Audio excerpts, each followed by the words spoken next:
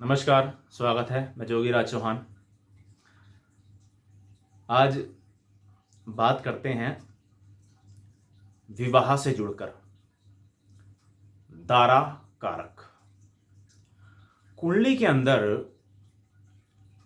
7 ग्रहों में 2 ग्रह जो राहु और केतु हैं वो छाया ग्रह हैं। उसके अलावा 7 ग्रहों में जिस ग्रह की डिग्री सबसे ज्यादा कम होती है उसे कहते हैं दारा कारक। दारा कारक यह ग्रह विवाह के सर्व सुखों से जुड़कर शक्ति प्रदान करने वाला ग्रह होता है। यदि दारा कारक की अवस्था कुंडली में कमजोर नजर आ रही हो तो व्यक्ति को वैवाहिक जीवन से जुड़कर काफी स्ट्रगल फेस करनी पड़ती है। विवाह हो गया हो या हो नहीं रहा हो, दारा कारक ही है जिसको जागृत करने से वैवाहिक सुख समृद्धि की प्राप्ति होती है। दारा कारक का विशेष प्रतिनिधित्व वैसे तो शुक्र का रूप कहा गया है कि वैवाहिक जीवन के सर्व सुखों की प्राप्ति हमें शुक्र से होती है। लेकिन अगर दारा कारक शुक्र ना बनता हो और डिग्री किसी और ग्रह की कम हो तो जिस ग्रह की भी डिग्री कम होगी उस ग्रह से जुड़कर यदि उपाय साधना और सिद्धि कर ली जाए तो जीवन भर के लिए वैवाहिक सुख समृद्धि की प्राप्ति होना शुरू हो जाती है। दारा कारक को गहरे रूप से समझिएगा, यह आपके जीवन की अन्नपूर्णा पैसा शौहरत को भी बढ़ाएगा। यह एक गहरा रिसर्च है कि दारा कारक केवल विवाह नहीं है, विवाह से जुड़कर जो इच्छाएं आप रखते हैं उसकी भी पूर्ति दारा कारक से है। यदि कुंडली के अंदर दारा कारक कमजोर है, दारा कारक की अवस्था कमजोर है, तो ऐसी अवस्था में दारा कारक ग्रह से जुड़कर जो जो उपाय किए जा सकते हैं उत्तम रूप से वह कर लिए जाएं तो व्यक्ति को अपने वैवाहिक जीवन के अतिरिक्त वैवाहिक जीवन के साथ साथ जो भी इच्छाएं जो उसको पूरी करनी है वह होना शुरू हो जाती है। दारा कारक का यह महत्व है।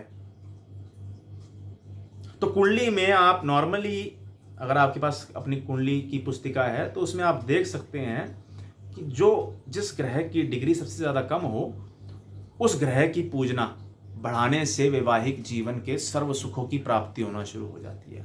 हो नहीं रहा तो हो जाएगा, और हो गया है और कोई कष्ट से जुड़े हुए हैं तो उसका निवारण होना शुरू हो जाएगा। इसके अलावा देश काल पात्र दशा का गहरा महत्व है, वह भी निर्णय आवश्यक है, किंतु सर्वप्रथम जिसे रूप कहा गया है वह दारा कारक है। इस चीज को समझिएगा। भाव, भावेश और कारक ये एक गहरा नियम है। जिस भी परेशानी का हल निकालना हो, यह उनके लिए मैंने ये नियम रखा है जो मेरी वीडियोस देखते हैं और कुंडली को समझते हैं, इन विषयों को समझते हैं, कुछ परसेंट ही समझते हैं, उनको ये समझ आए कि हाथ की रेखाओं से, कुंडली से, वास्तुशास्त्र से किस किस रूप से उनको कुछ ज्ञान मिलता रहे। तो दारा कारक का गहरा महत्व समझाते हुए मैं कह रहा हूं कि दारा कारक को किस रूप से आपने समझना है और इसका उपाय सिद्ध करना है। तो कुंडली में जौन सा ग्रह कमजोर नजर आ रहा हो वह उस ग्रह की साधना करना शुरू हो जाए। अपनी पुस्तिका में देख लें कि कौन सी ग्रह की डिग्री कम है और वह साधना करना शुरू हो जाए।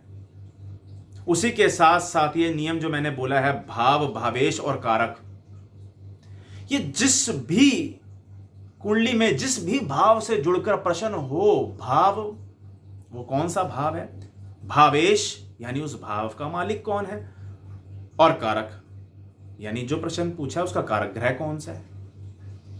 इसी में ही छुपा हुआ है आपका राज। भाव, भावेश और कारक स्तंभ है। जैसे ही कोई प्रश्न करे, ये ब्रह्मास्त्र चला दिया जाए तो उत्तर सामने आएगा। यदि आप तलबगार हैं, समझते हैं विषय को, तो इस नियम के ऊपर ज्योतिष करना शुरू हो जाएंगे तो बहुत गहरा रूप प्राप्त होना शुरू हो जाएगा। बड़ा प्रीतिकर कथन सिद्ध ब्रह्मास्त्र है ये।